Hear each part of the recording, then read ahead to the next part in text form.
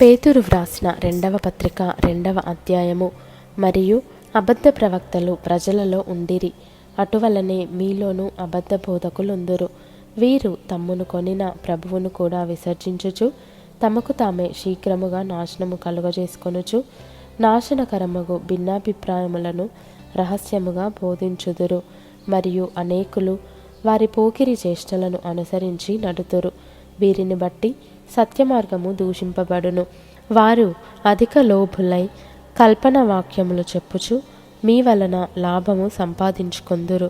వారికి పూర్వము నుండి విధింపబడిన తీర్పు ఆలస్యము చేయదు. వారి నాశనము కునికి నిద్రపోదు.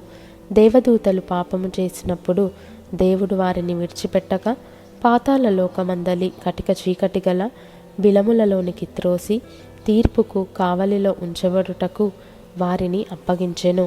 మరియు ఆయన పూర్వకాలమందున్న లోకమును విడిచిపెట్టక భక్తిహీనుల సమూహము మీదికి జలప్రలయమును రప్పించినప్పుడు నీతిని ప్రకటించిన నోవహును మరి 7 కాపాడెను.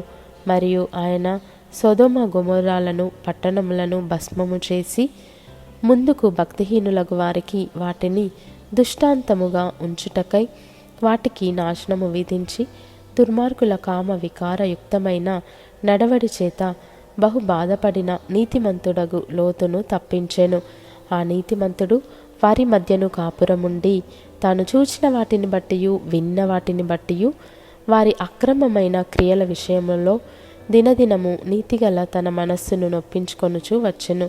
భక్తులను శోధనలో నుండి తప్పించుటకును దుర్నీతి పరులను ముఖ్యముగా మలినమైన దురాశ కలిగి శరీరానుసారముగా నడుచుకొనుచు ప్రభుత్వమును నిరాకరించుచు శిక్షలో ఉంచబడిన వారిని తీర్పు దినము వరకు కావలిలో ఉంచుటకును ప్రభువు సమర్థుడు.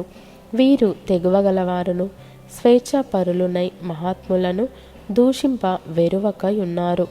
దేవదూతలు వారికంటే మరి అధికమైన బలమును శక్తియు గలవారైనను ప్రభువు ఎదుట వారిని దూషించి వారి మీద నేరము మోప వెరతురు. వారైతే పట్టబడి చంపబడుటకే స్వభావ సిద్ధముగా పుట్టిన వివేక శూన్యములగు మృగముల వలె ఉండి తమకు తెలియని విషయములను గూర్చి దూషించుచు తమ దుష్ప్రవర్తనకు ప్రతిఫలముగా హాని అనుభవించుచు తాము చేయు నాశనముతోనే తామే నాశనము పొందుదురు. ఒకనాటి సుఖానుభవము సంతోషమని ఎంచుకొందురు. వారు కలంకములను నిందాస్పదములునై తమ ప్రేమ విందులలో మీతో కూడా అన్నపానములు పుచ్చుకొనుచు తమ భోగములయందు సుఖించుదురు. వ్యభిచారిణిని చూచి ఆశించుచు పాపము మానలేని కన్నులు గలవారును అస్థిరులైన వారి మనస్సులను మరలు కొల్పుచు లోభత్వమందు సాధకము చేయబడిన హృదయము గలవారును శాపగ్రస్తులునై ఉండి తిన్నని మార్గమును విడిచి బెయోరు కుమారుడైన బిలాము పోయిన మార్గమును బట్టి త్రోవ తప్పిపోయిరి. ఆ బిలాము దుర్నీతి వలన కలుగు బహుమానమును ప్రేమించెను. అయితే తాను చేసిన అతిక్రమము నిమిత్తము అతడు గద్దింపబడెను. ఎట్లనగా నోరులేని గార్ధబము మానవ స్వరముతో మాట్లాడి ఆ ప్రవక్త యొక్క వెరితనము అడ్డగించెను. వీరు నీళ్లు లేని బావులను పెనుగాలికి కొట్టుకొని పోవు మేఘములునై ఉన్నారు. వీరి కొరకు గాఢాంధకారము భద్రము చేయబడి ఉన్నది. వీరు వ్యర్థమైన డంబపు మాటలు పలుకుచు తామే శరీర సంబంధమైన దురాశలు గలవారై తప్పు మార్గమందు నడుచువారిలో నుండి అప్పుడే తప్పించుకొనిన వారిని పోకిరి చేష్టల చేత మరలు కొల్పుచున్నారు. తామే భ్రష్టత్వమునకు దాసులయుండియు అట్టివారికి స్వాతంత్రము ఇత్తుమని చెప్పుదురు. ఒకడు దేని వలన జయింపబడునో దానికి దాసుడగును గదా. వారు ప్రభువును రక్షకుడునైన యేసుక్రీస్తు విషయమైన అనుభవ జ్ఞానము చేత ఈ లోక మాలిన్యములను తప్పించుకొనిన తరువాత మరలా వాటిలో చిక్కుబడి వాటి చేత జయింపబడిన ఎడల వారి కడవరి స్థితి మొదటి స్థితి కంటే మరి చెడ్డదగును.